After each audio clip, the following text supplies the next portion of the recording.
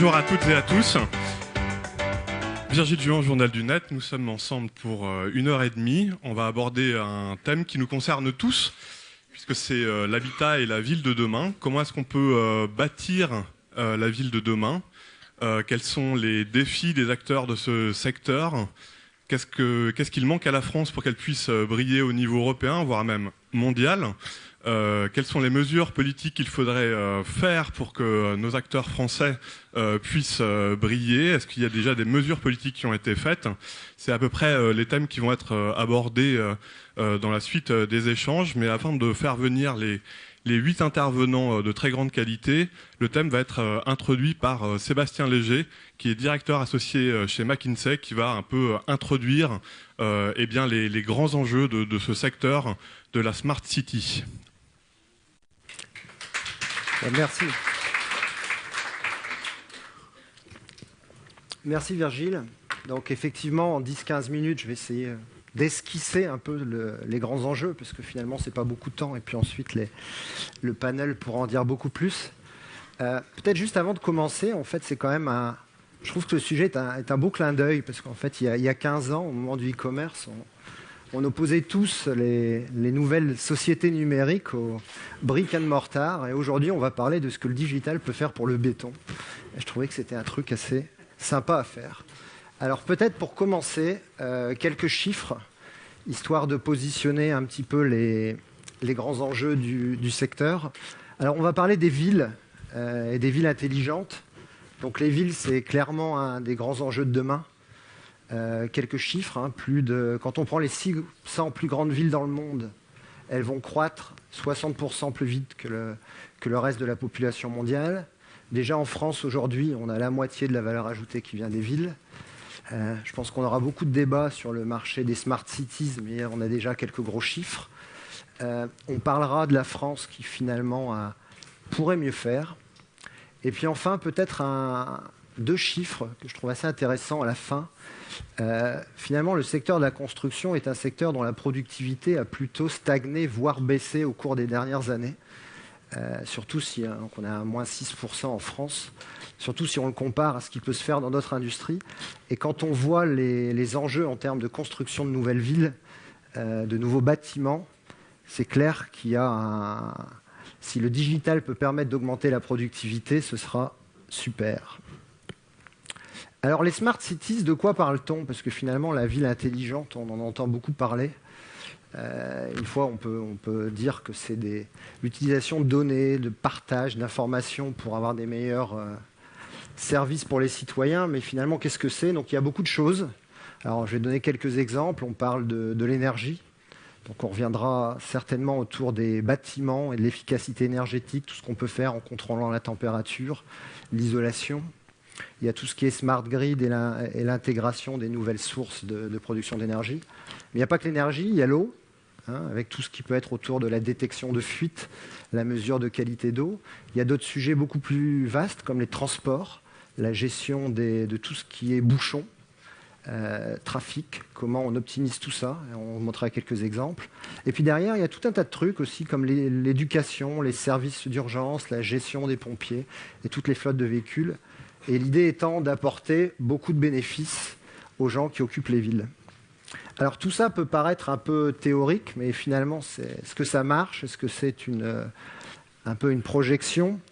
Alors, quelques exemples de choses qui se sont faites et qui fonctionnent aujourd'hui. Alors avec un mélange de pays en voie de développement et de pays un peu plus matures. Alors le premier exemple, c'est l'exemple de Rio, qui est en haut à gauche en fait, où l'idée là a été de mettre ensemble toutes les informations concernant les services de secours dans la ville et de regrouper tout ça au sein d'une plateforme où on sait en temps réel où sont les pompiers, les ambulances, mais où aussi on injecte des informations à l'avance, comme la météo, qu'est-ce qui est prévu, est-ce qu'il y a beaucoup de pluie, ce qui permet d'anticiper les besoins et de mobiliser les ressources. Alors pour l'instant, ils ont gagné 30% en temps d'intervention en cas de problème, ce qui est pas rien. Un autre exemple en dessous, qui est l'exemple de Mumbai. Donc là, en fait, ça a été fait par Telven, qui depuis a été racheté par Schneider, donc on en parlera peut-être tout à l'heure. Là, il s'agit tout simplement d'optimiser les bouchons.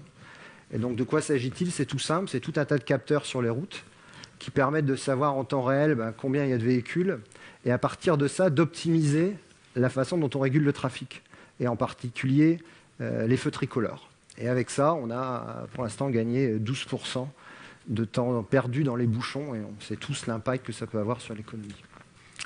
Une partie sûreté avec un exemple à New York, où là, ils ont regroupé tout simplement toutes les informations sur les crimes, c'est remonté toutes les semaines, et à partir de ça, ils regardent comment mieux déployer les forces de police au niveau local. Et puis un exemple de bâtiment que je vais passer pour rester dans les 15 minutes que Virgile m'a gentiment octroyé. Alors, bon, là, on a parlé un peu des bénéfices pour les gens qui habitent les villes. Qu'est-ce que ça peut vouloir dire aussi pour les acteurs de la construction? Alors là, deux exemples, en fait, deux sujets. Le premier, tout ce qui est autour de la maquette numérique du bâtiment, dont j'imagine beaucoup connaissent. Et puis on peut se dire, mais finalement, qu'est-ce qu'il y a de plus que les plans numériques en 3 dimensions qu'on a depuis un certain moment? Bon, il y a un certain nombre de choses en plus, notamment le fait qu'on peut voir au cours du temps l'évolution du bâtiment, qu'on peut gérer en temps réel où on en est dans le planning et partager tout ça entre les différents acteurs qui sont impliqués sur un chantier. Donc globalement, les retours d'expérience aujourd'hui montrent que quand on utilise ça de manière intensive, on peut réduire de manière réelle la durée des chantiers et puis faire baisser les surcoûts des contrats qui, sur les gros chantiers, sont souvent un vrai problème. Alors, un autre regard un peu plus extrême sur finalement d'autres façons de construire. Comment le digital pourrait nous aider à construire les maisons autrement? Alors, 2 exemples qui viennent de Chine. Le premier, c'est une maison modulaire.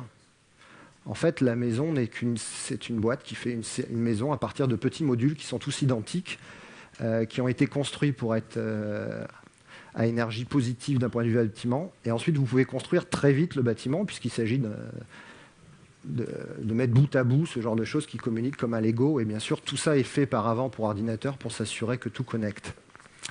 Et puis le dernier, qui n'est pas de la science-fiction, qui est une imprimante 3D pour les maisons. Donc il y a une société chinoise qui a créé ce concept. Alors apparemment, l'imprimante fait 40 mètres sur 10 mètres sur 6. Mais ensuite, ça va très vite puisqu'on est capable de construire une maison en moins d'une journée, avec des coûts attendus beaucoup moins forts que ce qui est fait en temps normal, mais aussi tout un tas d'implications qu'on peut imaginer dans des zones, par exemple en cas de tremblement de terre. Si on est capable de construire des bâtiments en une journée avec ce type de choses, on voit tout de suite les applications. Alors ils ont eu une commande de 20 000 maisons, je crois, du gouvernement égyptien. On verra jusqu'où ça va. Mais disons que l'implication ici, c'est que finalement le numérique, pour les acteurs de la construction, ça a un vrai rôle à jouer. Et parfois avec des nouveaux entrants qui pourraient venir un peu déstabiliser tout ça. Alors ce truc est un slide absolument horrible, et le but était qu'il soit horrible. Ça décrit un petit peu ce qui se passe sur la maison connectée. Je sais qu'on a eu d'excellentes discussions là-dessus juste avant de venir ici. Où finalement, je pense qu'il y aura peut-être un exemple tout à l'heure de ce qu'est une maison connectée en live. Mais finalement, quand on regarde la maison connectée, aujourd'hui, il y a tout un tas d'acteurs qui fournissent des services à la maison connectée, que ce soit autour de l'énergie, que ce soit autour de la sécurité avec les systèmes d'alarme et ainsi de suite, mais aussi des loisirs. Et ce qu'on voit aujourd'hui, c'est que tout le monde essaie de prendre la main, ou en tout cas sur une bonne partie du système central qui gardera la maison, parce que l'idée étant que si vous arrivez à capturer le système cœur qui va finalement être le système qui gérera tout, vous aurez la relation client et certainement une grande partie de la valeur autour de la maison connectée. Ce qui pose derrière des enjeux de quel type de partenariat on fait et comment on s'équipe pour aller là-dessus. Alors un petit clin d'œil sur la France, histoire d'alimenter un peu la discussion qui va suivre. En fait, quand on regarde les entreprises françaises, on a beaucoup de leaders sur ce secteur. Et là, on a juste pris des exemples du CAC 40. Donc il y a aussi d'autres leaders en duel du CAC 40, mais il fallait bien trouver une catégorie. Et il y a à peu près un tiers des acteurs du CAC 40 qui sont directement concernés par ces marchés. On a aussi pas mal de pilotes. Il y en a ici, on parlera tout à l'heure de Nantes. Et finalement, quand on regarde tout ça d'un petit peu plus loin, ou comme d'autres pourraient le regarder, quand on voit les classements européens qui peuvent être faits, la France est aujourd'hui 5e au rang du nombre de projets. On n'est pas dernier, on n'est pas premier, on est 5e. On en a moins que d'autres pays comme l'Espagne et le Royaume-Uni. Et puis surtout, on a pas mal de petits projets. Je pense qu'un des enjeux de la table ronde et de la discussion va être autour de mais qu'est-ce qu'on peut faire pour utiliser ces atouts pour amener plus à nos citoyens et puis en même temps développer les compétences de nos entreprises qui existent déjà en bonne partie. Alors peut-être pour conclure, je pense qu'on a essayé en 10 grosses minutes d'ouvrir un certain nombre de sujets. Le Smart Cities, le Smart Construction, en fait, c'est là aujourd'hui. Ça a peut-être démarré un peu moins vite que ce que d'autres pensaient à un certain moment, mais aujourd'hui, c'est une réalité. Il y a des vrais bénéfices pour les citoyens. Et nous, on le voit continuer à augmenter plutôt fortement dans les prochaines années. Ça a des vraies implications pour nous tous au jour le jour, parce qu'on aimerait bien avoir notre maison connectée, on aimerait bien avoir moins de bouchons. Et puis aussi, ça a quand même pas mal d'implications pour les entreprises du secteur, que ce soit de digitaliser ses propres processus, que ce soit d'utiliser la fameuse maquette numérique, de faire attention à, finalement, est-ce qu'il n'y a pas un business model disruptif qui peut arriver, comme les 2 acteurs chinois qu'on a montrés. Et puis ensuite, si on veut jouer dans des choses un peu plus larges, comme les villes intelligentes, la maison connectée, quel type de partenariat faut-il envisager pour adresser ces marchés qui sont quand même très vastes? Voilà, j'espère que le panel ira beaucoup plus en détail sur ces différents sujets. Merci beaucoup Sébastien. En plus, tu as parfaitement respecté le chrono. Voilà donc pour les principaux enjeux de ce secteur. Je pense que vous avez déjà assisté à des tables rondes sectorielles organisées lors de cette université du numérique. Donc ça sera entrecoupé de plusieurs vidéos. La première sera consacrée à Intent Technology. Mais avant qu'on la lance, je vais faire venir en fait les intervenants de la première partie de cette table ronde. Donc j'appelle à venir me rejoindre Jean-François Balcon, qui est chargé du business développement Smart Cities chez Cisco France, Bernard Audac, qui est directeur général d'Osmos, Luc Raymond, qui est président de Schneider Electric France et aussi vice-président de la FIEC, et enfin Francky Trichet, qui est adjoint municipal délégué au numérique de la belle ville de Nantes. Voilà, donc pour laisser nos intervenants s'installer, on va regarder dans un premier temps la première vidéo, Intent Technology.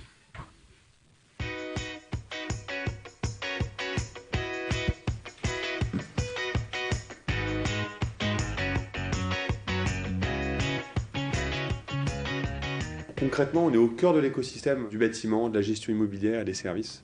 C'est-à-dire qu'en fait, on connecte à la fois les gens qui gèrent du patrimoine, donc les bailleurs sociaux, les administrateurs de biens, les foncières, les collectivités, etc. Donc les gens qui gèrent du patrimoine. Et on connecte aussi l'ensemble des fournisseurs de services qui gravitent autour de ce patrimoine. Donc les gens qui fournissent de l'énergie, les prestataires de maintenance. On casse les silos et finalement on partage un socle commun qui va permettre à tout le monde de faire son boulot de manière plus efficace. C'est pour, baisser les charges, essayer d'optimiser les process métiers, etc., pour que finalement un bâtiment coûte moins cher à être exploité. C'est surtout aussi pour proposer des services aux occupants de ces bâtiments, que ce soit les habitants ou les occupants de bureaux. C'est un nouveau métier, on est un des seuls acteurs à faire ce métier-là. On n'est pas là pour intermédier ces acteurs, mais on est plutôt là dans un rôle d'interfaçage pour rendre l'existant beaucoup plus optimisé et pour imaginer de nouveaux services. Donc on est plutôt une source de création de valeur pour ces entreprises-là que l'inverse. On devient un passage obligé pour que les gens continuent de travailler, mais on devient un passage obligé à leur bénéfice. En fait, cette plateforme aujourd'hui, elle bénéficie à chacun des acteurs parce que c'est une source d'économie pour eux, c'est une source d'efficacité pour eux. Notre modèle économique, il est très nouveau dans ce métier-là. Alors déjà, donc on est une plateforme logicielle, donc du SaaS, donc c'est un abonnement annuel pour accéder à cette plateforme de service. Et ensuite, on a un modèle économique partagé, parce que cette plateforme elle a la particularité de bénéficier à l'ensemble des acteurs, à l'ensemble des écosystèmes, les fournisseurs de services, les fournisseurs d'équipements, les gestionnaires immobiliers, les habitants, les occupants des bâtiments. Et donc tout le monde la paye en fait cette plateforme Grosso modo, c'est quelques euros par an par logement sur le monde de logement et quelques centimes par an par logement sur le marché du tertiaire.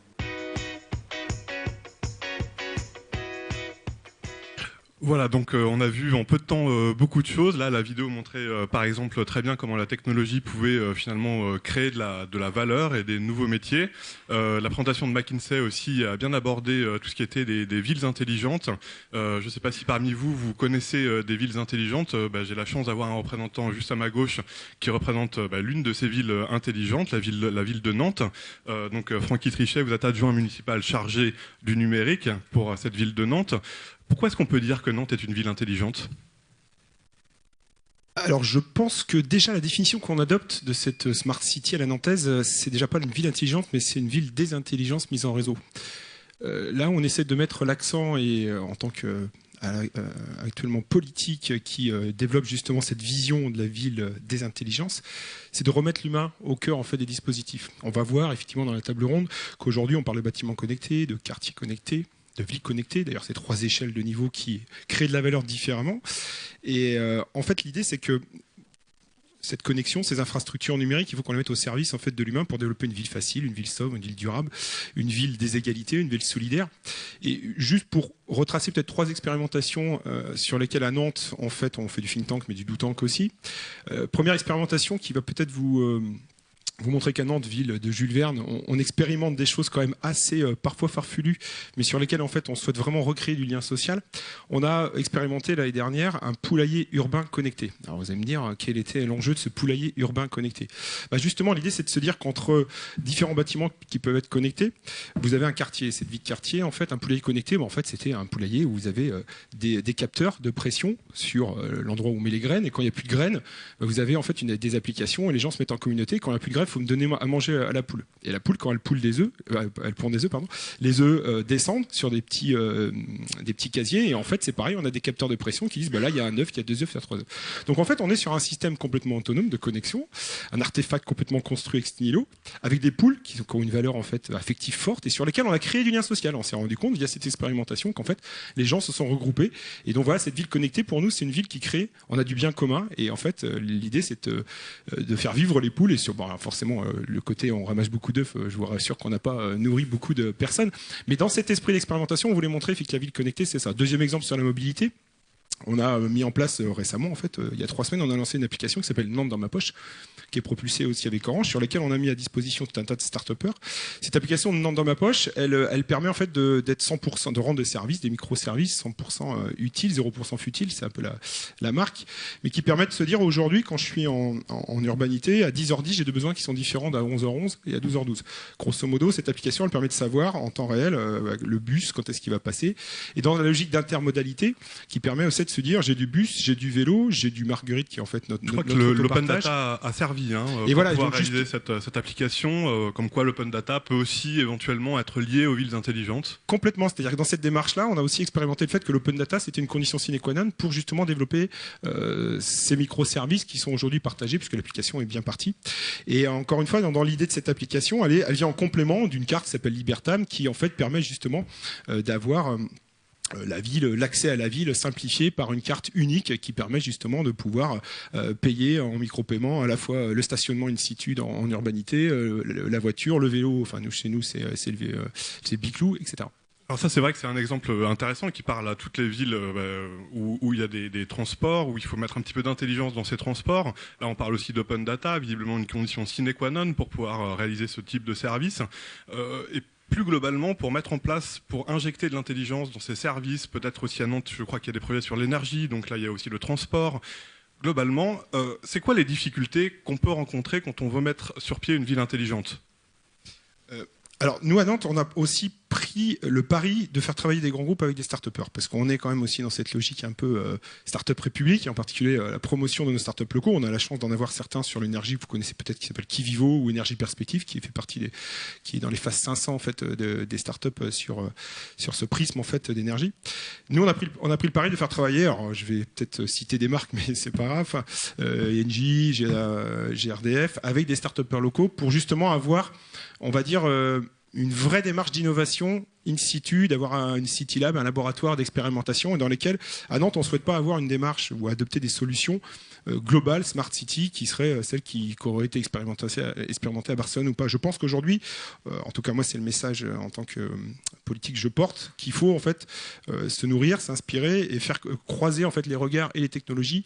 Et ça c'est ce qu'il y a peut-être de plus dur, parce qu'aujourd'hui en fait souvent, et je pense que c'est tout à fait légitime, les pourvoyeurs de solutions viennent en fait essayer d'apposer, en tout cas de proposer leurs solutions et de les adapter tant bien que mal, sans en fait regarder effectivement des écosystèmes et des start-upers qui peuvent aujourd'hui disrupter leurs solutions. Donc je pense qu'il y a des vraies frictions créatives, les deux sont pour moi indispensables, il faut juste essayer de les mettre dans des situations de co-construction. Alors c'est pas forcément facile. C'est un très bon enchaînement que vous me permettez de faire, parce qu'il n'y a pas qu'à Nice qu'il y a eu finalement des expérimentations finalement à l'échelle d'une ville. Je crois qu'il y en a eu aussi à Nice.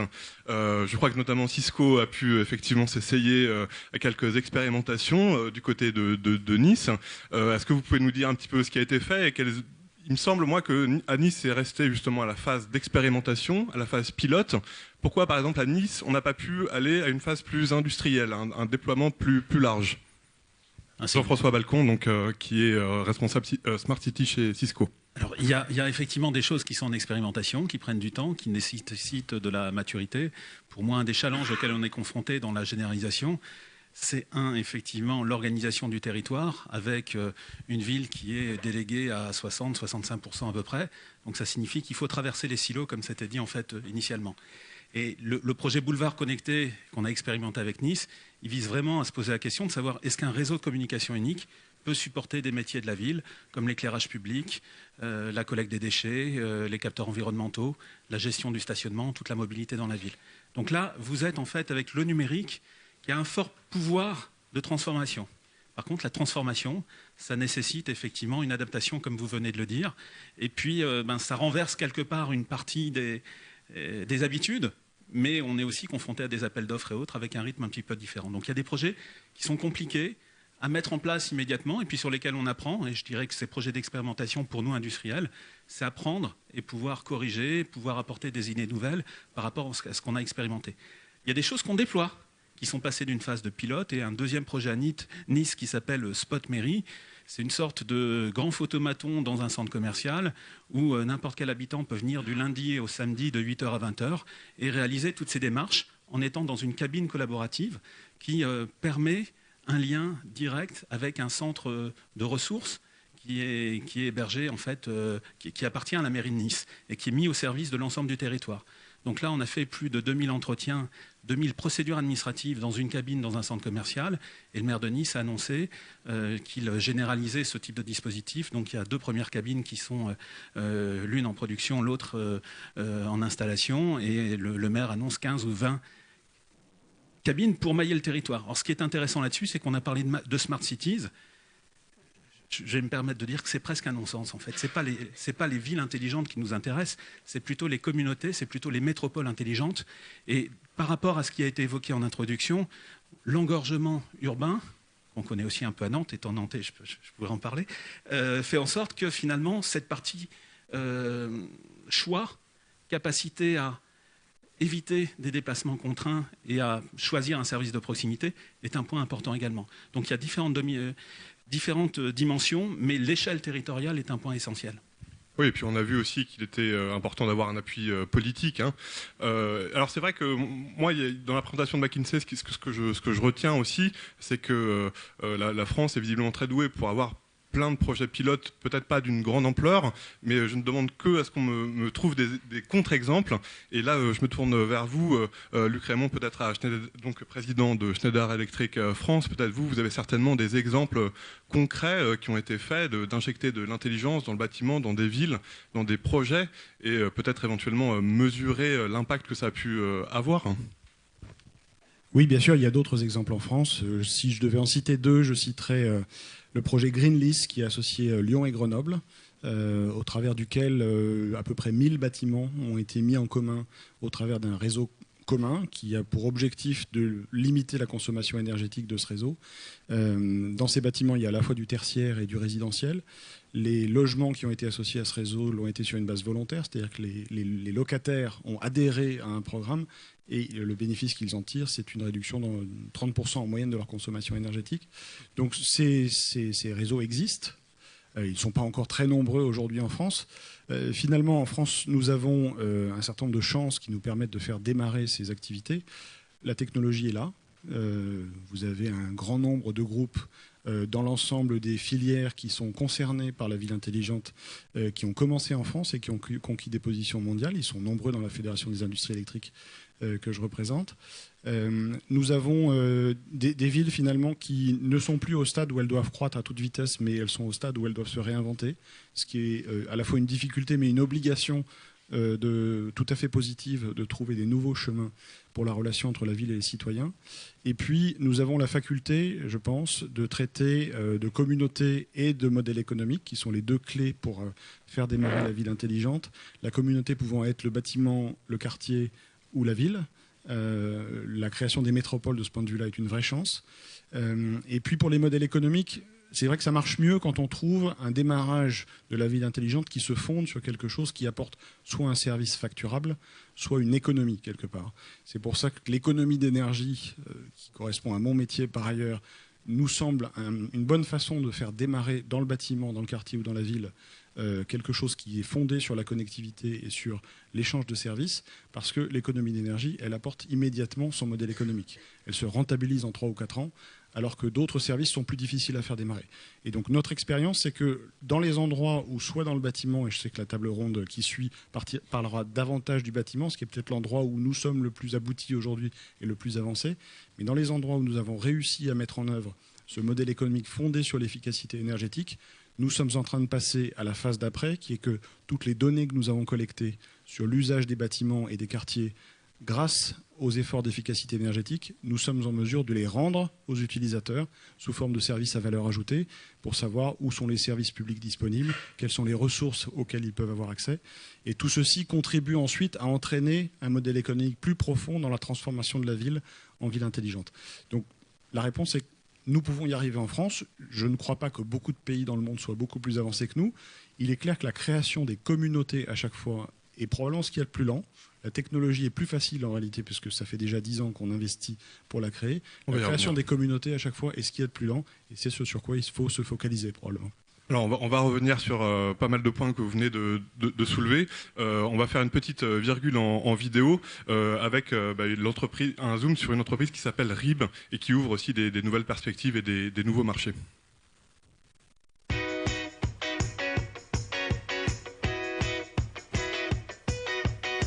Agriplace conçoit et fabrique une gamme L'entreprise Agriplace conçoit et fabrique une gamme complète d'emballages plastiques destinés à l'usage industriel. Non, c'est pas ça.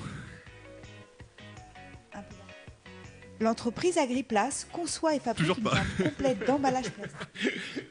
C'est toujours pas. Je vais vous résumer la vidéo qui parle en fait d'un système de canalisation où on a injecté de l'intelligence, parce qu'on peut vraiment effectivement injecter de l'intelligence dans bon nombre d'éléments de construction, et ça devait me servir finalement à introduire une technologie finalement pas si lointaine de la vôtre. Bernard Audac, vous êtes directeur général d'Osmos, donc vous fabriquez une technologie qui est capable de surveiller la santé des bâtiments. Je voudrais voir avec vous finalement, est-ce que vous croyez, très naïvement, c'est vrai qu'autour de moi, j'ai pas l'impression qu'il y ait beaucoup de bâtiments connectés, de villes intelligentes, que ça reste assez minoritaire. Est-ce que c'est un problème de mentalité? Est-ce que les technologies sont-elles aujourd'hui mûres? Est-ce qu'il faut attendre un peu? Est-ce que c'est un problème de mentalité? C'est qui la poule ou de l'œuf aujourd'hui qui manque? C'est un problème, monsieur Raymond le disait aussi à sa manière, c'est un problème d'écosystème, c'est un problème générationnel aussi. Les décideurs qui sont aujourd'hui à la manœuvre, qui sont décisionnaires, sont majoritairement nés à l'époque d'Internet, ou viennent de cette époque-là. Donc forcément, les habitudes et les réflexes se multiplieront en faveur effectivement des systèmes automatiques, des systèmes asservis à la robotique ou des systèmes basés sur l'intelligence artificielle. Dans notre domaine, effectivement, on évolue dans le registre effectivement des bâtiments qu'on pourrait dire intelligents, mais notre propos, c'est d'abord de les rendre intelligibles, avant de les rendre intelligents.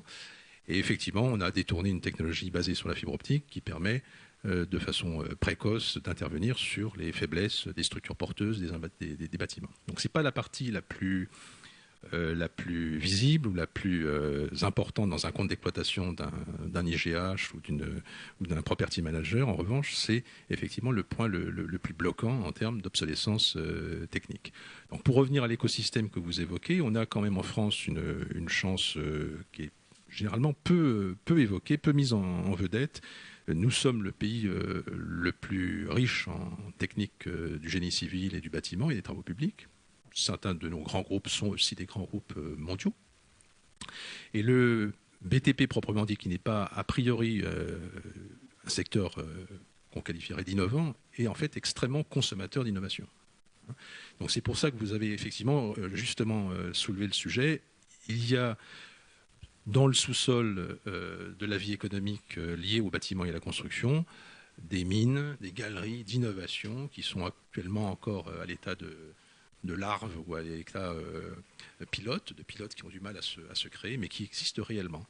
Et effectivement, faire émerger ces strates souterraines ou ces projets pilotes en projets adoptés par l'ensemble de la société et puis par l'ensemble des acteurs de la société, c'est un travail effectivement à la fois de maturité technologique. C'est sûr que l'interconnectivité de tout est quelque chose d'extrêmement complexe et beaucoup de chantiers sont actuellement en cours de progression avec leur registre qui leur est propre. Il y a des doctrines aussi qui s'opposent en tant qu'école en quelque sorte, hein, c'est-à-dire il y a ceux qui prônent effectivement les débits lents pour anticiper sur un monde ultra connecté, il y a ceux qui imaginent des processus de communication différents.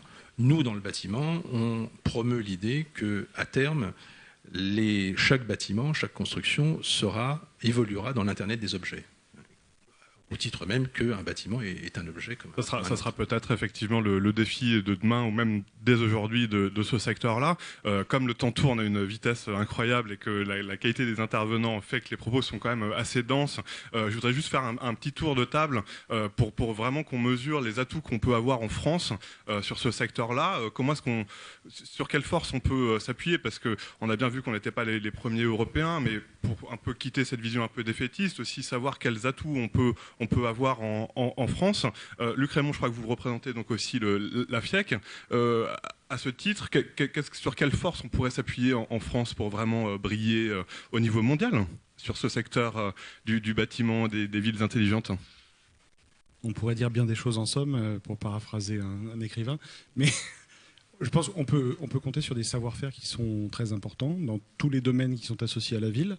Nos industries au sens large, qu'elles soient dans les transports, dans le bâtiment, dans l'industrie des télécoms, dans l'industrie de l'électricité, font partie des leaders mondiaux. Et je pense qu'elles ont, dans leur très large majorité, voire dans leur totalité, elles ont pris le virage du numérique suffisamment tôt. Or, l'essentiel des services et des améliorations de qualité que nous pouvons fournir à la ville aujourd'hui viennent quand même des facultés apportées par le numérique dans la ville, sous forme de services, sous forme de mise en commun de moyens, de capacités entre les communautés internes à la ville, bâtiments, quartiers et la ville, comme on en a tous parlé. Donc finalement, ce savoir-faire, il existe. Après, il faut que nous arrivions à transformer ce savoir-faire en réalité. Pour transformer ce savoir-faire en réalité, il faut que localement, il y ait une forme d'alignement d'intérêts qui s'exprime autour d'une communauté d'intérêt sur un service donné. Et c'est ça qui prend le plus de temps. Ça ne prend pas nécessairement moins de temps ailleurs. Il se trouve qu'en France, nous avons aussi une forme de millefeuille qui est bien connue, qui peut avoir tendance à ralentir un peu les discussions. La création des métropoles, comme je le disais tout à l'heure, va probablement simplifier ce type de débat. L'autre élément, je pense, qui est une chance en France, c'est que nous avons probablement la possibilité de raisonner par briques, c'est-à-dire que plusieurs briques traitées séparément finiront par s'agglomérer dans un service collectif. C'est pour ça que j'aurais tendance à considérer que l'évolution vers le bâtiment intelligent a déjà pris un virage plus rapide, notamment dans tout ce qui est grand bâtiment tertiaire, que nous ne voyons pas encore complètement arriver dans la ville pour l'instant, et que la possibilité de voir plusieurs grands bâtiments tertiaires dans un même quartier se mettre ensemble, comme ça a été le cas à Greenlease ou à Issy-les-Moulineaux, pour commencer à aborder la ville de façon collective, est probablement la façon avec laquelle nous accélérerons ce mouvement. Merci. Et vous, Francky Trichet, vous qui avez un petit peu expérimenté ce défrichage vers la ville intelligente, est-ce que vous avez rencontré des acteurs en France qui vous montrent qu'on a vraiment de solides atouts pour briller au niveau mondial sur ce secteur des villes intelligentes ? Moi, je voulais rajouter effectivement deux valeurs, peut-être deux atouts qu'on a en France, c'est la créativité, parce qu'en fait, on est vraiment sur cette logique de ce que j'appelle le design de service, c'est-à-dire qu'on a bien vu qu'aujourd'hui, sur l'infrastructure, on avait des compétences fortes et sur lesquelles c'est pas là-dessus qu'il y aura des éléments de différenciation avec ce qui pourrait se faire ailleurs dans des modèles de Smart City à 2020-2040. En France, je pense qu'on a quand même ce côté créatif et design fort marqué sur lesquels on a des acteurs forts à l'échelle nationale. Je parle en particulier de l'enseignement supérieur à la recherche, mais pas que. Et puis, il y a aussi, j'ai envie de dire, l'âme. C'est-à-dire qu'en France, on construit aussi, ou en tout cas, on a la volonté de créer des smart cities qui vont avoir une âme, sur lesquelles, encore une fois, je insiste sur l'humain est au cœur des dispositifs. Ça peut paraître comme ça une grande phrase, mais en fait, si on regarde un petit peu comment se construisent, en tout cas celles qu'on peut observer au moins en France, en comparaison avec des choses qui sont créées ex nihilo, alors là, on est dans l'extrême de ce qu'il ne faudrait pas faire, mais que certains font, et des villes poussent comme ça, poussées par plein d'argent, mais dans lesquelles il n'y a pas un seul Français qui irait vivre dans certaines villes qui sortent en fait dans certains pays. Donc la différence entre, à mon avis, elle se situe ici. Et le troisième élément, pour moi, c'est la création de valeur de la donnée. C'est-à-dire qu'on sait que derrière, toutes ces smart cities, elles vont gérer de la donnée. Vous avez évoqué les modèles économiques qui vont en deuxième rideau. C'est celui-ci, en fait, qui derrière, sur lesquels nous, on a des compétences à la fois sur les compétences en mathématiques, analyse de données, mais aussi des compétences sur des entreprises qui se positionnent déjà sur ce marché de la food, d'analyse de données, du big data à la française. Je pense qu'on a aussi des marques fortes à positionner à l'échelle internationale. D'ailleurs, je crois qu'au niveau politique, il y a eu aussi des annonces pour effectivement favoriser cette filière Big Data sur laquelle on brille en France. Et justement, pour ouvrir ce volet politique qui va dominer la deuxième partie de nos échanges, je voudrais savoir, parmi les acteurs qui sont autour de cette table, si vous deviez avoir une mesure politique à demander, qu'est-ce que ça serait? Parce que peut-être que dans la deuxième partie des échanges, on va pouvoir faire remonter ces demandes. Je me tourne vers vous, Jean-François Balcon. Si vous aviez un souhait politique à réaliser, qu'est-ce que ça serait? Mon souhait serait double. Premièrement, il faut qu'on arrive... on a beaucoup de champions. Si je prends des groupes comme Engie, comme Vinci Énergie, vous vous apercevez qu'il y a beaucoup de métiers à l'intérieur et qu'on a une vraie capacité à proposer des solutions par étapes, comme vous l'évoquiez, et à intégrer tout ça dans un domaine. La question que je souhaiterais adresser, effectivement, c'est un cadre juridique qui fait aujourd'hui qu'un PPP, il est attribué sur un métier principal. Et qu'on a évoqué, en fait, le terme de mutualisation. Typiquement, si je veux évoquer un réseau qui vient irriguer l'ensemble de la ville et qui permet d'allumer des services de cette manière, le modèle économique qu'on va rechercher, il va passer à travers des projets prioritaires. Et là, le cadre légal nous embête. Quand vous faites un PPP autour de l'éclairage public, on sait mettre des infrastructures dédiées à l'éclairage public, mais finalement, cette fonction qui permettrait de financer ce projet ne permet pas aujourd'hui de l'ouvrir pour des œuvres plus sociales, pour du service aux citoyens, service aux touristes, ou l'allumage en fait de services de la ville qui n'ont pas un modèle économique très facile. Donc ça c'est le premier point. Le deuxième point, il est sur la formation, et je crois on a à la fois un outil de formation qui est assez intéressant avec des gens assez généralistes et qui peuvent comprendre la complexité des modèles qui vont se mettre en place, et notamment avec la cybersécurité qui va être un modèle transversal qui impose de l'architecture. Mais la formation, c'est aussi la formation entre les électriciens et les informaticiens qui vont travailler sur cette ville avec des gens qui, en plus, raisonnent en termes de services au final. Il faut associer ces trois populations, et là, on a un vrai chantier de transformation également qui passe par l'éducation. Alors, on va justement aborder cette point dans la deuxième partie du débat. Est-ce que vous auriez, vous, Bernard Audac, un souhait politique à émettre, s'il y avait une mesure politique à prendre, finalement, pour doper un peu cette filière en France? Qu'est-ce que ça serait, ce souhait, cette mesure?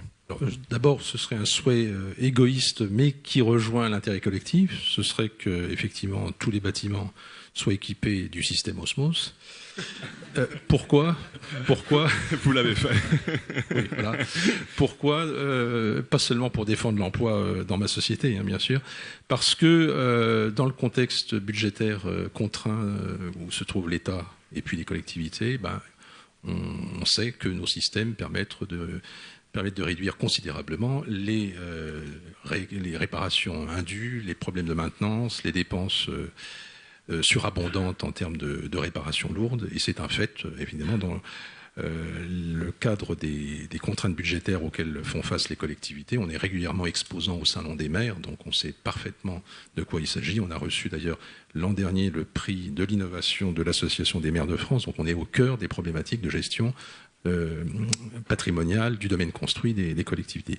Si je veux un petit peu dilater mon sujet, évidemment, et rejoindre le sociétal et le macroéconomique, je dirais, et c'est une vision, je dirais que je partage avec d'autres acteurs, Luc Rémond, encore une fois, l'insinuait tout à l'heure dans le domaine dans lequel il agit, c'est que l'ancienne économie et la nouvelle économie, en fait, peuvent se porter mutuellement. Hein. Oui, c'est pas contradictoire. Elles ne sont pas du tout contradictoires. Un petit exemple pour terminer, parce que je sais que nous sommes contraints par le temps. Nous venons de décrocher différents marchés de surveillance d'immeubles de grande hauteur sur le territoire de la Défense.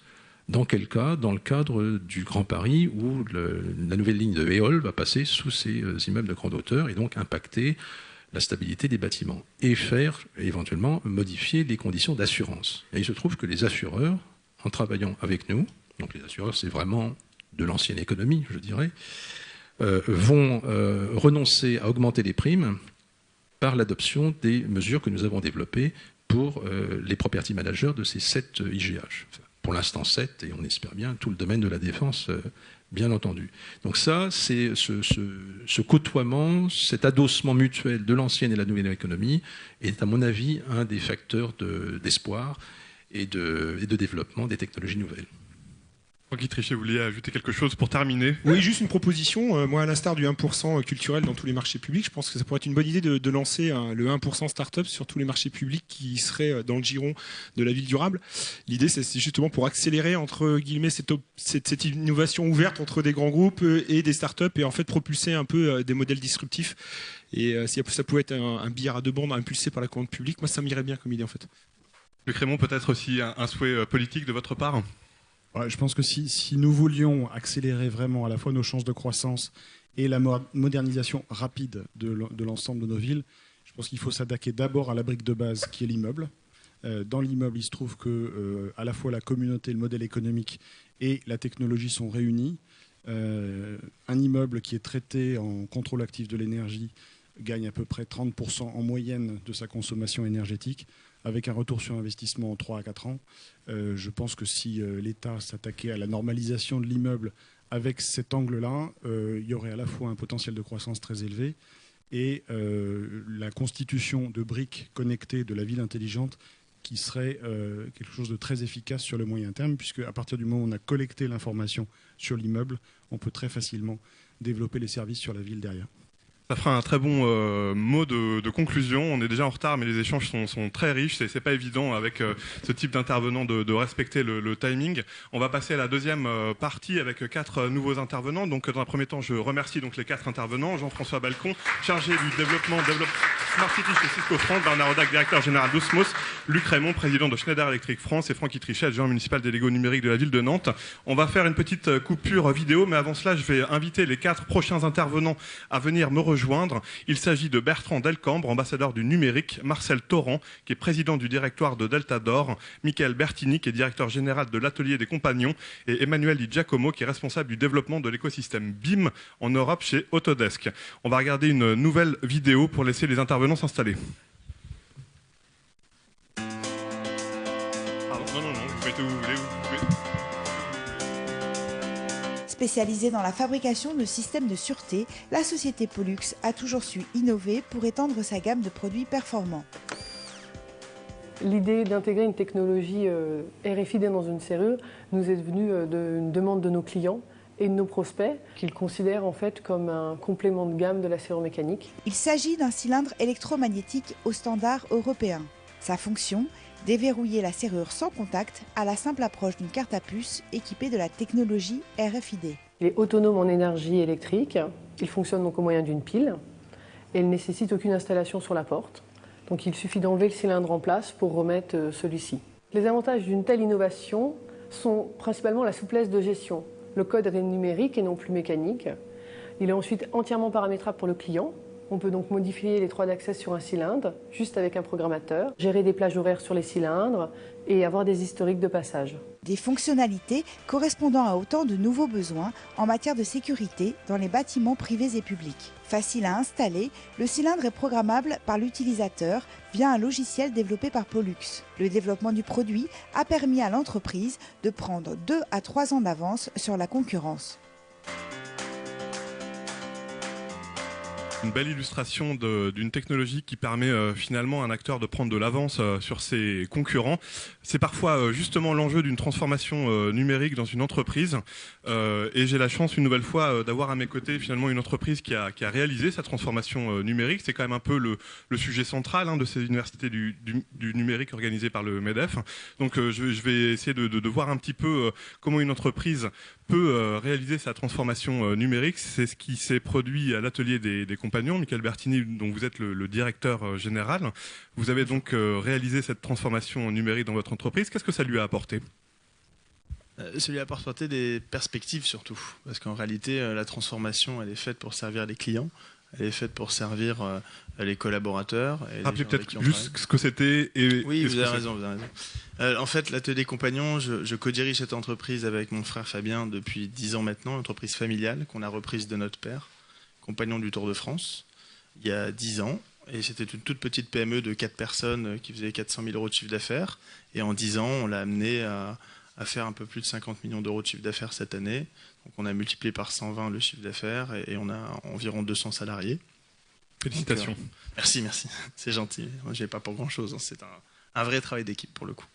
Et en fait, notre logique, ça a été de se dire de quelle manière on peut essayer de changer le métier du bâtiment. Notre métier, c'est une entreprise générale de bâtiment. On fait de la réhabilitation sur du bâti existant pour des donneurs d'ordre privés et publics. Donc on fait des travaux en fait. Et pour simple, c'est que c'est un métier très roots, où il n'y a pas beaucoup de technologie, il n'y a pas beaucoup de mise en lumière d'innovation. Et notre logique, c'était de se dire comment est-ce qu'on peut trouver un spectre différent, un spectre d'innovation, un spectre sur lequel on voit le client, où on lui apporte de la valeur ajoutée de service, et on vient travailler un développement d'innovation et une transition numérique. Donc il a fallu avoir une taille critique pour ce faire, parce que ça nécessite des investissements. Donc on a eu une croissance importante, et après notre transformation, elle s'est faite sur 2 thèmes. Le premier thème, c'est en interne, comment est-ce qu'on fait évoluer les mentalités, comment est-ce qu'on donne une approche différente en termes de management dans une entreprise de bâtiment, avec une culture plutôt rigoriste et on va dire traditionnelle. Et enfin, comment est-ce qu'on va développer un axe client autour du service et autour du besoin que ressentent de plus en plus les clients d'aller vers le numérique et d'aller vers l'innovation. Donc on a fait plein de développements autour en interne d'un siège social qui est assez moderne, même complètement moderne, où on a à la fois beaucoup d'espaces de développement interprofessionnel, on a beaucoup d'espaces d'échange, on a 2000 m² de bureaux, sur les 2000 mètres on a plus de 30% qui sont dédiés à des espaces de rencontres, un académie, un parc, une salle de sport, un loft. On a un incubateur de start-up même. Donc on a vraiment pas mal de choses qui permettent à tout le monde d'échanger et d'avoir des idées supplémentaires pour améliorer les services, à la fois en interne et en externe. Et on a développé un laboratoire de recherche et développement où il y a trois ingénieurs qui travaillent sur 3 thèmes de recherche, à la fois les logiciels métiers, comment est-ce qu'on va créer des logiciels pour faciliter la gestion de nos chantiers, à la fois les imprimantes 3D, comment est-ce qu'on fait demain poser des imprimantes 3D sur les chantiers pour faire en sorte de produire de la matière et de produire des pièces directement sur le chantier et ne plus les importer de fournisseurs. Et dernièrement, c'est les objets connectés, où on développe des objets connectés à usage dans le bâtiment en fait. Et donc on l'a vu, cette transformation numérique, elle a généré de l'emploi, elle a aussi contribué à multiplier le chiffre d'affaires, et puis c'est finalement un enjeu que beaucoup d'entreprises doivent gérer actuellement, cette transition numérique, qu'elle soit dans le bâtiment ou pas d'ailleurs. Quels conseils est-ce que vous leur donneriez ? Quelles sont les difficultés que vous avez rencontrées, et peut-être pour partager votre expérience, qu'elles puissent servir finalement à d'autres entreprises lancées dans ce chantier ? Bien sûr. Il y a plusieurs conseils. Le premier conseil, c'est que nous, en fait, notre grande fierté, ça a été de prouver que le concept fonctionne dans un métier traditionnel. Le concept de se dire qu'il faut ouvrir vers l'innovation, il faut faire confiance aux équipes, il faut leur donner la possibilité de s'exprimer, la possibilité d'avoir des initiatives managériales, des initiatives d'innovation, des idées. Et dans un métier qui est traditionnel, nous, on a ouvert complètement les barrières. On a un management qui est très participatif et tout le monde aujourd'hui apporte sa pierre. Moi, je reçois des mails très régulièrement de collaborateurs le week-end, la journée, le soir, qui me disent t'as vu tel article sur telle chose, t'as vu tel dossier, t'as vu telle innovation. Et donc ça crée une émulation importante. Donc le premier conseil, c'est de faire confiance, d'aller vers l'innovation. C'est jamais l'innovation qui vient vers nous, c'est toujours provoquer les choses. Et deuxièmement, c'est aussi d'avoir confiance dans nos clients et dans nos collaborateurs, parce qu'en fin de compte, quand on fait des efforts d'innovation, quand on fait des efforts pour améliorer le service, pour donner de meilleurs résultats, en général, ça suit bien, on en est le meilleur exemple. Donc notre vraie fierté, c'était de dire que c'est possible de faire ça dans toutes les industries, même les plus traditionnelles. Merci pour finalement ce partage d'expérience qui, j'espère, pourra inspirer les entreprises qui sont présentes dans cette salle. On va refaire une nouvelle virgule vidéo avec justement une entreprise qui finalement montre ce que les logiciels peuvent apporter au secteur. C'est une vidéo sur la jeune pousse Blockbase.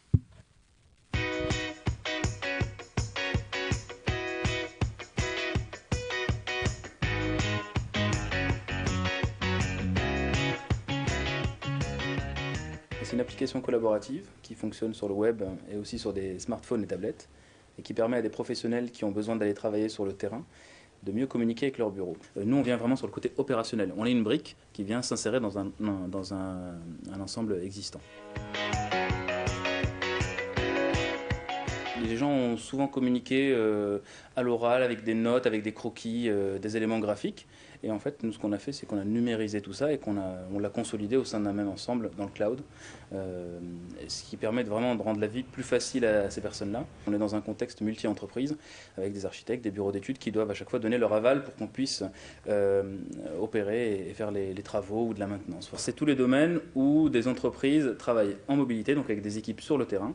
On a même travaillé dans l'assurance pour des experts qui venaient faire des états des lieux et qui avaient besoin de communiquer avec une plateforme qui était distante, une plateforme de techniciens. Donc là, ils prenaient plein de photos, ils dessinaient ce qu'ils voyaient, ils posaient des questions via un chat interne, et puis ensuite, le technicien qui était situé à Niort, lui, justement, interagissait avec les équipes via le cloud.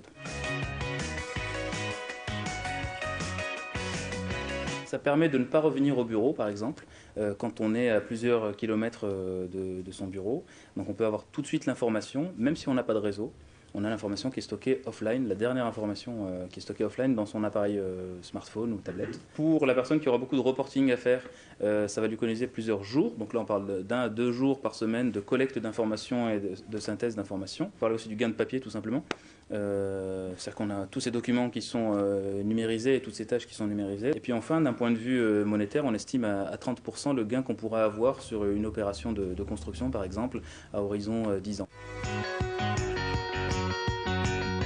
Alors on a une offre gratuite de découverte, c'est pour que tout le monde puisse l'utiliser et voir si ça a vraiment une utilité pour soi. Ensuite, on a une offre qui est par abonnement, donc qui vaut quelques dizaines d'euros par mois par utilisateur, et des offres entreprises. C'était de rendre la technologie disponible pour tous, notamment pour les TPE et les PME. L'idée, c'est que c'est un service, donc c'est disponible en ligne, que ce n'est pas un achat de logiciel. Voilà. Emmanuel Di Giacomo, je vous ai vu assez intéressé par cette vidéo. Vous êtes le responsable du développement de l'écosystème BIM en Europe. Alors on va tout de suite voir ce que c'est que BIM. Je trouvais que c'était sympa de voir cette vidéo finalement avant de s'intéresser à ce qu'était le BIM. Moi, c'est vrai qu'Autodesk, je connaissais comme éditeur de logiciels finalement de création assistée par ordinateur. Aujourd'hui, dans le secteur du bâtiment, j'ai l'impression qu'il y a un gros enjeu autour du BIM, une notion que je connaissais pas avant. Est-ce que vous pouvez nous expliquer quelle est la différence entre les anciens outils informatiques type CAO, sur lequel Autodesk était très connu, et ce qu'on appelle le BIM, et pourquoi c'est un tel enjeu aujourd'hui sur ce secteur ? Alors le BIM, tout d'abord, effectivement, ce n'est pas un logiciel, c'est un processus. Donc c'est un processus qui couvre tout l'ensemble du cycle de vie du bâtiment, depuis les phases de planification, passant par les phases de conception, de construction, jusqu'aux phases de gestion et de maintenance du bâtiment qui sont les plus importantes. Pourquoi elles sont les plus importantes? Parce que si on regarde le coût global d'un bâtiment, depuis sa vie, éventuellement jusqu'à sa déconstruction, 75 à 80% du coût est concentré sur la phase de gestion et de maintenance. Donc il était devenu indispensable de revoir les méthodologies de travail, les processus de travail dans le domaine du bâtiment, puisque si on compare on pourrait parler d'industrie, mais cette industrie à l'industrie manufacturière, en fait, nous n'avons pas effectué une mutation qu'ils ont effectuée il y a à peu près une vingtaine ou une trentaine d'années. Donc c'est un processus qui clairement n'est pas un logiciel, ce n'est pas une base de données, c'est un processus qui va permettre à tous les acteurs du projet de collaborer de manière efficace tous ensemble depuis les premières phases jusqu'à la phase de livraison d'un dossier des ouvrages exécutés numériques du projet.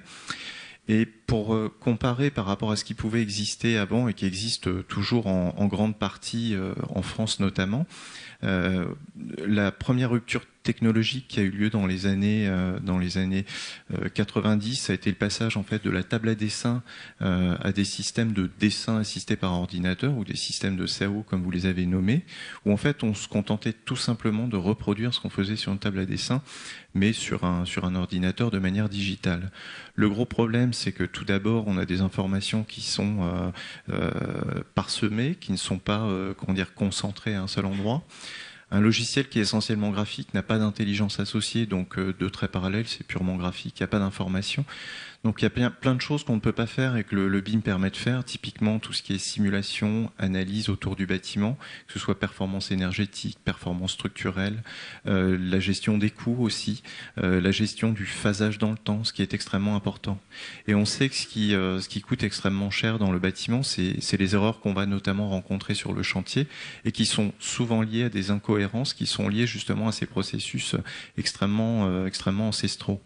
Alors pourquoi c'est d'autant plus important à l'heure actuelle? C'est d'autant plus important que nos partenaires au niveau européen, si on regarde l'exemple du Royaume-Uni, ou tous les pays nordiques, Finlande, Danemark, Norvège, Pays-Bas, tous ces pays-là sont allés vers le BIM il y a quelques années déjà, donc ils sont extrêmement en avance par rapport à nous. Et si on reprend l'exemple du Royaume-Uni, il y a une véritable volonté du gouvernement britannique de venir sur le continent pour justement venir distribuer et gagner sur nos marchés ce que nous ne sommes pas encore en mesure de faire, puisque les expériences BIM en France, même s'il en existe, il en existe avec beaucoup de succès, notamment les grandes entreprises du BTP, toutes les petites PME, pour l'instant, n'ont pas encore passé le cap justement du passage au BIM. Oui, donc ça pourrait effectivement être un outil qui permettrait à la France peut-être d'arriver à un niveau de ses compétiteurs européens. Alors il n'y a pas que les logiciels qui peuvent éventuellement aider le secteur. Il y a aussi la dimension politique qui peut effectivement grandement aider le secteur. Alors il y a quelques mois, un ambassadeur du numérique avait été nommé et chargé d'écrire un rapport avec pas mal de préconisations finalement sur ce qui pouvait être fait pour faciliter l'arrivée du numérique dans ce secteur pas toujours très numérisé. Alors le rapport a été remis il y a 6 mois, en décembre dernier. Alors question très naïve, mais il y avait des recommandations dans ce rapport. On en est où aujourd'hui? Donc Bertrand Delcambre, c'est vous qui avez rédigé ce rapport, vous êtes plutôt bien placé pour le savoir. Oui, alors j'ai rédigé ce rapport, mais je l'ai rédigé parce que j'ai rencontré tout un ensemble d'acteurs qui m'ont témoigné de leur envie d'y aller, quoi, voilà, en fait, dans ce rapport, j'ai reflété cette envie du secteur du bâtiment de se moderniser dans son ensemble grâce à ces outils-là dont on dit effectivement qu'ils permettent de construire mieux, parce qu'effectivement, il y a des enjeux de progrès en matière de qualité. La non-qualité dans le bâtiment en France, ça coûte à peu près 10% du chiffre d'affaires. Donc, vous voyez, c'est quand même entre 10 et 15 milliards d'euros par an parce qu'on ne construit pas assez bien. Donc, un progrès de qualité. Et des enjeux aussi pour construire plus vite et moins cher in fine. Il y a une planche qu'il a déjà évoquée. Dans un moment qui est pas terrible pour le monde du bâtiment, on sort de plusieurs années successives de crise. qui ont fait des dégâts dans le monde professionnel, des entreprises ont disparu, des industriels mettent la clé sous la porte. Donc il y avait besoin quelque part d'une initiative des pouvoirs publics pour redynamiser un peu ce secteur-là. Et le numérique a été vraiment perçu il y a un an comme effectivement un espoir largement partagé par cette communauté d'acteurs professionnels. Alors c'est vrai qu'en France, on parlait d'international, on a quand même une particularité par rapport à d'autres pays. Il se trouve qu'on a un secteur du bâtiment qui est très atomisé.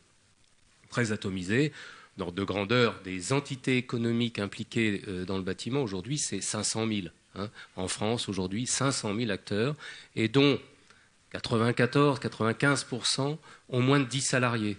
Donc des toutes petites équipes, donc de tout petits moyens. Hein, et effectivement, ce tissu de tout petits acteurs qui font en plus des métiers différents. Hein, des métiers, c'est pas la même chose d'être maître d'ouvrage, d'être concepteur, d'être entreprise, d'être fabricant.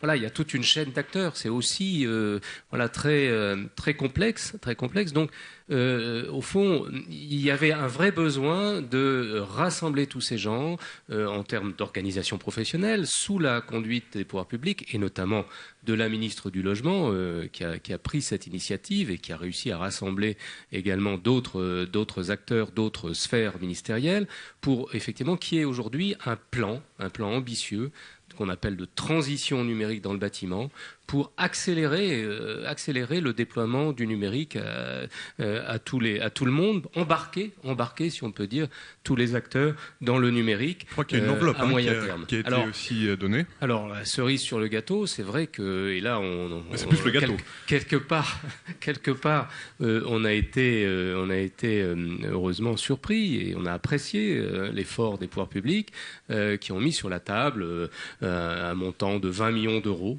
destiné à accélérer l'appropriation de ces outils-là par le grand public professionnel. Donc ces 20 millions d'euros, c'est ridiculement faible. C'est très faible. C'est un premier geste et très clairement ce que l'État pense c'est que grâce à ça, on va faire un effet de levier quelque part vers l'investissement privé. Moi, j'applaudis vraiment. On est très admiratif par rapport à des entreprises comme l'Atelier des Compagnons qu'on avait repéré et qu'on soutient et on espère que ce genre de formule va faire des petits quelque part. Que voilà, il y a grâce à ces 20 millions d'euros, on va démultiplier des investissements, des efforts comme comment concrètement? Pardonnez-moi d'être très frontal, mais ces 20 millions vont servir à quoi? Voilà, on a 3 grandes priorités, si vous voulez, dans ce plan transition numérique. D'abord, la première absolue, c'est de rester tous ensemble. Il faut éviter que les architectes tirent dans leur coin, les entreprises dans leur coin, les industriels encore dans un autre. Donc, il y a vraiment un enjeu de cohésion, et c'est ça qui m'a intéressé. C'est pour ça que j'ai accepté de continuer à m'en occuper.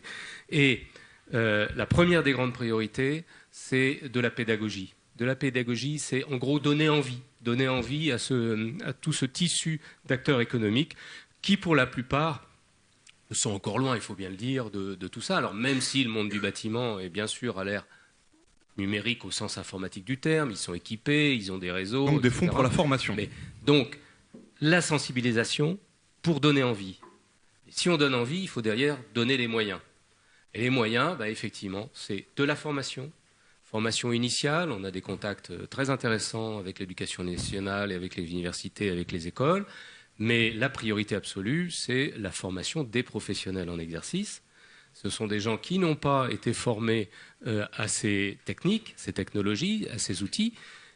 Mais au-delà même de ces outils, et je ne sais plus qui le disait, c'est aussi apprendre à travailler différemment. On est aujourd'hui dans un mode encore très chacun dans son coin. Chacun dans son coin, on a son propre système d'information, on ne le partage pas.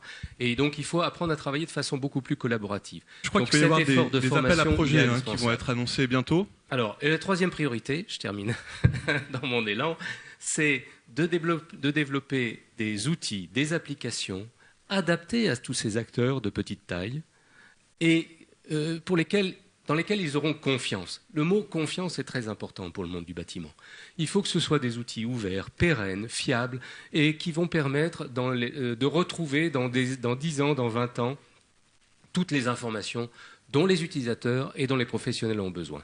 Alors effectivement, je viens à votre question. Donc on a mis quelques mois à avancer un peu tous ensemble. Aujourd'hui, on a une feuille de route collective. Donc il y a 14 organisations professionnelles, 4 ministères. Donc en gros, on sait où on veut aller. On connaît maintenant le parcours. On a adopté le parcours qu'on veut suivre ensemble. Et on précise maintenant comment on va y aller. Donc on va... alors je dirais...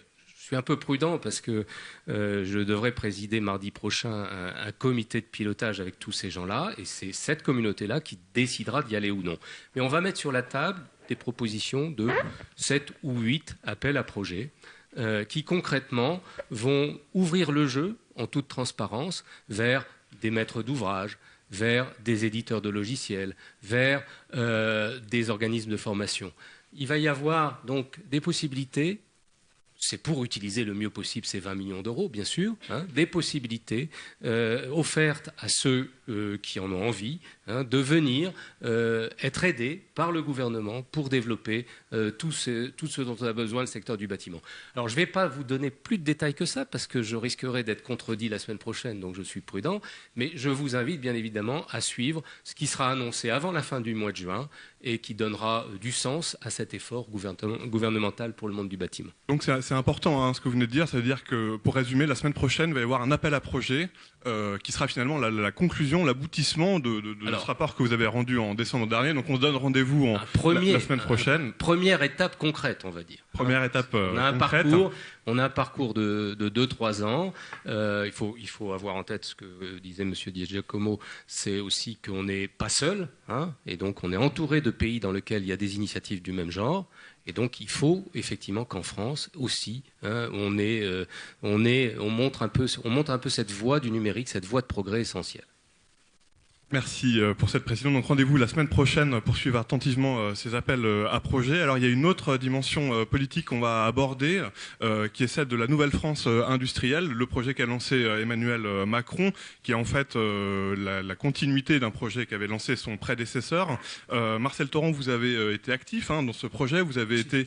Vous l'êtes toujours. En quelques mots, est-ce que vous pouvez nous dire aujourd'hui où en est ce projet et concrètement, qu'est-ce que ça va pouvoir apporter au secteur ? Alors d'abord, c'est aujourd'hui l'industrie du futur, ce n'est plus la Nouvelle France industrielle, donc on a changé. Ça change à peu près tous les 2 mois. Donc Non, c'est tous les 2 ans. Tous les 2 ans, pardonnez-moi. C'est maintenant le programme Macron, vous n'avez plus le programme Montebourg, c'est juste un détail, mais voilà, ce qu'a voulu le gouvernement, c'est rassembler un certain nombre de plans, leur donner un sens, aller vers des solutions qui soient plus globales que simplement regarder le problème. Moi, j'étais copilote d'un plan qui est l'efficacité énergétique des bâtiments. On l'a regroupé dans Ville durable, de manière à ce que, avec les gens du smart grid, avec les gens du bois en particulier, de l'eau, eh bien, on puisse sortir des solutions qui soient plus globales que simplement l'efficacité énergétique dans un bâtiment. Voilà, donc on regarde les choses de façon plus large. On a eu notre première rencontre ce matin, donc c'est quand même récent. Ça a été lancé le 18 mai réellement, et on est en train de travailler aujourd'hui à poursuivre les actions que nous avons menées. Dans une des actions que nous avons menées, nous avons créé ce qu'on appelait un club d'industriels qui est le Cercle Promodule, qui rejoint, il y a à peu près 82 industriels, toutes filières, il y a tous les syndicats qui sont dedans, de manière à ce qu'on regarde le problème du bâtiment de manière très large, globale et pas simplement sectorielle. On est dans un pays où on a un vrai handicap parce qu'on est, je dis souvent, on vient du Moyen-Âge. Il y a le syndicat du sabotier, le syndicat... Voilà, c'est très bien, il est faux, mais en même temps, il faut avoir une vision globale et c'est ce qu'on cherche à créer et créer des solutions plus économiques, plus rapides, parce que l'objectif, c'est quand même d'aller plus vite et puis international dans la mesure où c'est possible. D'accord, donc 2 projets effectivement à suivre. Il nous reste encore une dizaine de minutes, donc on va faire une petite virgule vidéo. C'est la dernière de cette session. Ensuite, une dernière question. Cette vidéo sera sur l'entreprise La Rochère.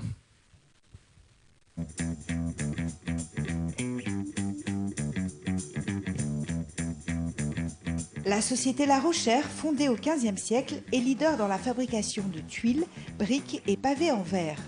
Réputé pour ses produits utilisés en intérieur, pourquoi ne pas développer aussi des produits d'extérieur? La réponse est à chercher du côté de l'innovation. Ainsi est né le Lumisol, le premier pavé lumineux autonome à poser en extérieur. Nous avons fait une étude marketing auprès de nos clients habituels, d'une part, qui nous ont complètement encouragés dans ce sens, et nous avons présenté à l'ensemble de nos commerciaux en interne à La Rochère ce produit qui a fait l'unanimité. Donc nous sommes partis directement dans la fabrication. L'innovation développée est un pavé de verre photovoltaïque. Mais l'entreprise de verrerie ne s'est pas arrêtée à ce seul cas d'intégration de technologies nouvelles dans un produit existant.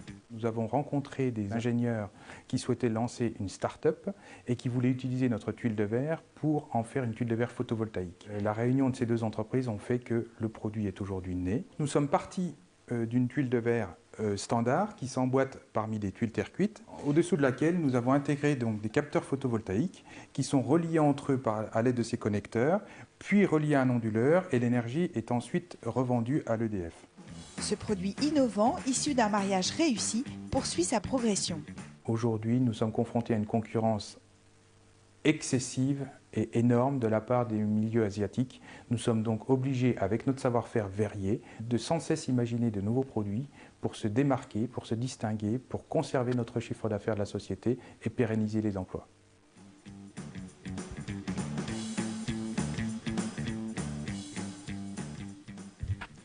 Voilà, donc on voit que les entreprises innovantes sont confrontées à une concurrence sur le niveau mondial. Là, c'était la Chine. Ça peut aussi être des entreprises aux États-Unis, en Californie aussi. Je crois que c'est notamment le cas sur le secteur de la domotique, de la maison intelligente. On voit que Apple et Google vont sur ce terrain de la maison connectée. C'est justement le secteur sur lequel vous êtes, Marcel Torrent, au sein de Daltador, qui est donc une entreprise qui veut rendre un peu plus intelligentes les maisons. C'est ce qu'on appelle la domotique. Aujourd'hui, vous voyez Google, Apple arriver sur ce marché. Vous êtes à la tête d'une entreprise française qui est un petit peu plus petite, tout petit, plus petite. Comment est-ce que vous voyez arriver cette concurrence? Comment est-ce qu'on peut lutter finalement contre ces géants californiens? Mais je pense que c'est une chance.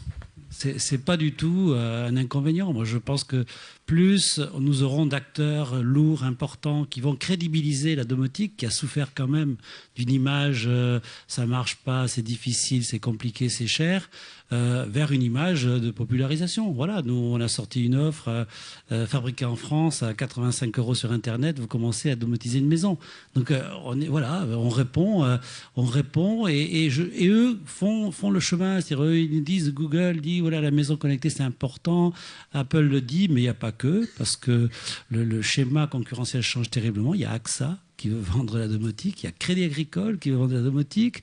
Donc on est dans un monde où, voilà, je ne parle pas des grands opérateurs énergéticiens, mais un chamboulement total. Nous avons l'habitude de vendre à travers une filière industrielle professionnelle, et on voit débouler effectivement de tous les côtés des nouveaux acteurs avec des nouveaux canaux, des nouvelles manières de faire. Bon, écoutez, nous, on est spécialistes du confort et des énergies dans la maison, du pilotage des énergies dans la maison. On fait du mobil-home jusqu'à des ensembles de 500 000 m². Donc, c'est notre cœur de métier, on fait que ça. Voilà, j'ai l'habitude de dire... Vous n'avez pas l'air très inquiet.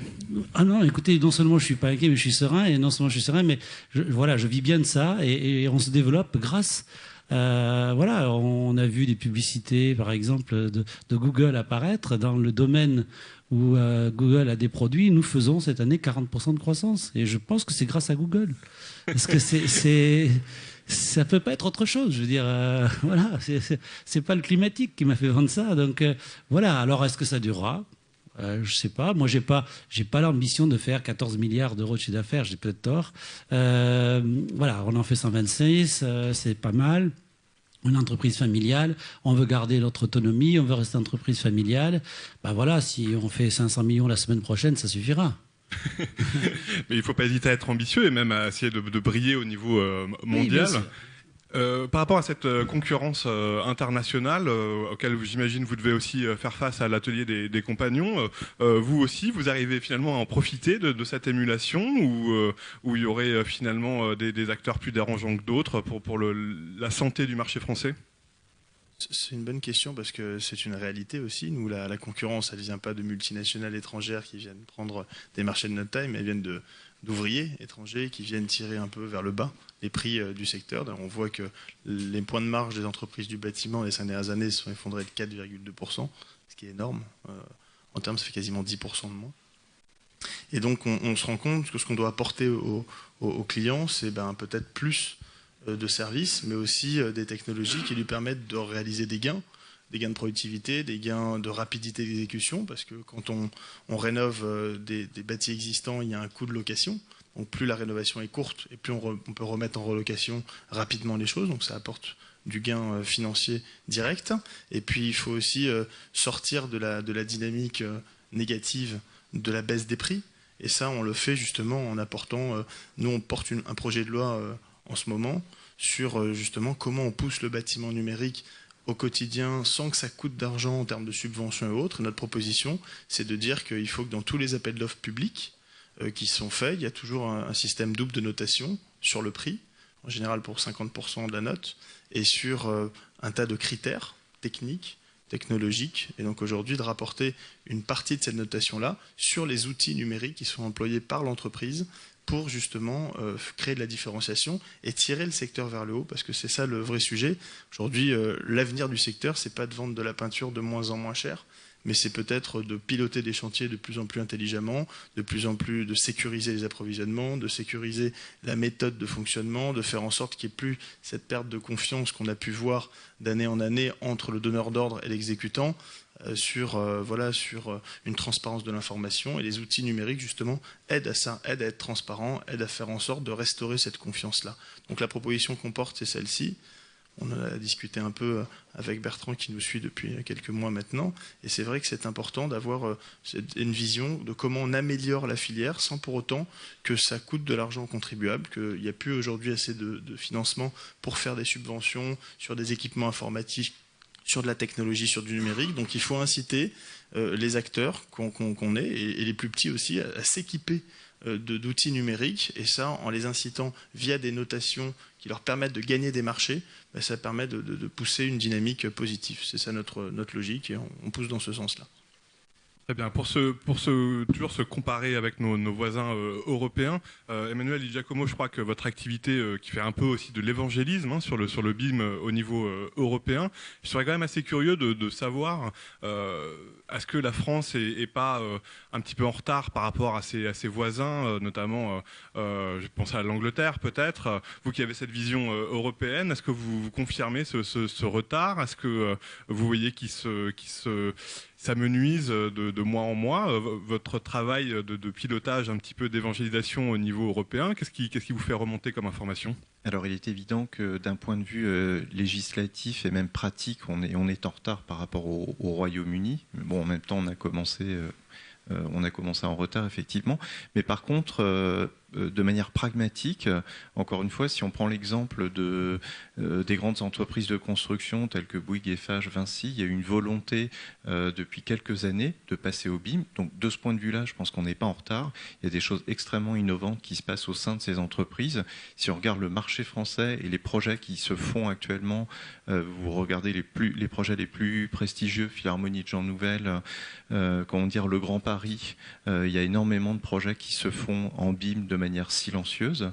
Les entreprises dans le secteur privé imposent aussi de manière silencieuse l'utilisation d'outils BIM. Alors après, si on regarde les pays d'Europe, effectivement, l'Italie est extrêmement en retard. Bon, c'est lié à un contexte un peu particulier, économique et politique. L'Espagne est en train de très légèrement rattraper son retard puisqu'ils viennent d'annoncer, notamment en Catalogne, qu'ils allaient eux aussi se diriger vers l'obligation d'utilisation du BIM. Donc par rapport aux pays nordiques et aux pays anglo-saxons, il est évident qu'on est en retard, mais je pense qu'on n'a pas à rougir effectivement de notre savoir-faire. Je voulais rajouter que d'un point de vue dynamisation du secteur et aussi dynamisation d'autres secteurs qui tournent autour du BIM, ce qu'il faut voir, c'est que l'intégration du BIM sur un marché comme la France, nous on le voit, c'est aussi la possibilité possibilité pour de nombreuses entreprises qui sont des développeurs informatiques, par exemple, de se positionner sur le marché et de gagner des parts de marché et aussi de faire du revenu et de dynamiser l'économie en France. Parce qu'il y a des appels d'offres qui exigent ces outils informatiques et évidemment pour pouvoir les gagner, il faut les maîtriser. Oui, tout à fait. Puis il y a aussi tout un savoir-faire français, une intelligence qui est propre à la France. Je pense au secteur de la capture de la réalité notamment, où il y a des technologies qui ont été rachetées notamment par Autodesk, où il y a des gens qui travaillent dans le domaine de l'intelligence artificielle pour tout ce qui touche au domaine du jeu vidéo. Et ça peut paraître étrange, mais on sait qu'actuellement, il y a une gamification de tout ce qui touche au BIM. Donc, là aussi, on a beaucoup de savoir-faire en France, on ne le sait pas forcément, et il faut justement surfer sur ce nouveau mouvement que constitue le BIM. Alors ça donne effectivement une bonne porte de sortie sur la conclusion que je donnerais bien volontiers à Bertrand Dalcambre. Donc on l'a vu finalement, ça fait plusieurs mois de travail sur cette mission, sur ces finalement recommandations qui sont en train de prendre forme. Donc là, dans les prochaines semaines, ça va beaucoup évoluer avec cet appel à projet. Vous aimeriez dans un an que ces appels à projets deviennent quoi exactement? Qu'est-ce qui ferait vraiment du bien au secteur et vous considériez comme cette mission comme une réussite totale? Non, mais le vrai indicateur de réussite, ça sera le taux de pénétration de ces outils-là à tous les métiers du bâtiment. C'est-à-dire ce sera une réussite quand le petit maçon du fin fond de la Lozère fera du BIM sur sa maquette, sur sa tablette, et qui l'en parlera avec son client et qui l'utilisera sur le chantier. Ça la réussite. C'est ça qui est recherché. Je dirais, honnêtement, on n'est pas encore là. Il y a des petites enquêtes quand même qui montrent que ça frémit. Il y en a une l'année dernière qui a montré que quand même il y avait à peu près déjà 10% des artisans du bâtiment qui s'y mettent. 10%, c'est pas la majorité, mais c'est mieux que zéro. Et surtout qu'ils sont nombreux. Ils sont nombreux, ils sont répartis sur tout le territoire. Donc là, le bouche à oreille, ça fonctionne. Le petit copain, il regarde ce qu'a fait son voisin, il dit tiens, tu te débrouilles bien, je vais m'y mettre aussi. Ça, on va le faire. Et je reviens juste sur une optique. En tout cas, je veux rassurer tout le monde. En France, on n'a pas choisi l'angle de l'obligation. Le monde du bâtiment en a un peu ras-le-bol, en gros, des normes et des règlements et des obligations. Il faut dire qu'il y en a beaucoup. Voilà, vous en avez peut-être entendu parler. Donc, on a préféré avoir vraiment cette approche de séduction, de sensibilisation, d'exemple, de démonstration, pour vraiment donner envie à faire comme le voisin. De proche en proche. Et puis en parallèle, bien sûr, d'encourager les éditeurs de logiciels à ajuster leur offre par rapport à ces publics-là, de pousser les maîtres d'ouvrage publics notamment dans cette voie-là. Il faut les aider parce qu'il y a un cadre réglementaire qu'il faut respecter, bien sûr. Donc on a des tas de choses à faire. Mais donc l'indicateur, ça sera vraiment le rêve que j'ai, c'est en gros que dans 3 ans, on puisse dire il y a les 2/3 des artisans qui y sont. Ça sera déjà magnifique. Bon. Mais j'aime bien rêver. C'est tout ce que je vous souhaite. Marcel Torrent, je vous pose exactement la même question. Vous aussi qui êtes finalement dans un projet politique qui va avoir son tempo, qui va peut-être même avoir un tempo plus lent que celui du secteur, qui peut aller très vite. Vous aimeriez que ce projet politique débouche sur quoi pour que ce soit une vraie réussite ? Nous, on pense qu'on a déjà fait pas mal de choses. C'est-à-dire, en termes réglementaires, on a fait bouger les lignes de manière très importante. Par exemple, un crédit impôt efficacité énergétique qui est à 30% sur les produits que vous utilisez pour faire des économies d'énergie. C'est quand même un point très important. Nous, ce qu'on attend, c'est qu'effectivement, on est très en association, si j'ose dire, avec les travaux de M. Dalcambre. On est vraiment intégré dedans. Nous, ce qu'on veut, c'est que la filière prenne conscience de ces outils, conscience du besoin d'arriver à industrialiser le processus de création de la rénovation, parce que nous, on est très centré rénovation, qu'on ouvre bien à l'ensemble des matériaux possibles. On parle de la maison en bois, des grands édifices, qu'on ne reste pas cloisonné dans notre manière de voir les choses. Et les pouvoirs publics, franchement, nous aident beaucoup à promulguer des éléments permettant d'orienter. On dit par exemple la commande publique, on parlait tout à l'heure du 1% start-up, mais en ce qui concerne les bâtiments, on pourrait dire aussi efficacité énergétique obligatoire. Voilà. Mais avec une performance associée, parce qu'aujourd'hui, on dit efficacité énergétique, mais pas forcément avec une performance associée. Il faudrait qu'elle soit associée, garantie, et dans le temps tenu. C'est ça qui est difficile à faire, et c'est ce qu'il faudrait réaliser. Voilà, le marché est extrêmement important, il est mondial, on a des vrais besoins, on a la technologie, tout est prêt, ça existe depuis longtemps. C'est vraiment des choses faciles à faire. Voilà. Très bien, messieurs, la table ronde touche à sa fin. Je voulais vous remercier d'avoir partagé avec pédagogie toute votre expertise, d'avoir aussi pu faire quelques annonces sur les prochaines semaines, ces appels à projets. Je vous invite donc à assister à la conférence de clôture qui va débuter dans quelques minutes au-dessus, qui terminera cet événement de l'Université du numérique du MEDEF. J'en profite pour remercier donc les 4 intervenants qui sont venus me rejoindre dans cette deuxième partie. Il y avait donc Bertrand Delcambre, qui est ambassadeur du numérique. Il y avait Marcel Torrent, qui est président du directoire de Deltador. Michael Bertini, qui est directeur général de l'Atelier des Compagnons. Et Emmanuel Di Giacomo, qui est responsable du développement de l'écosystème BIM en Europe. Vous pouvez les applaudir.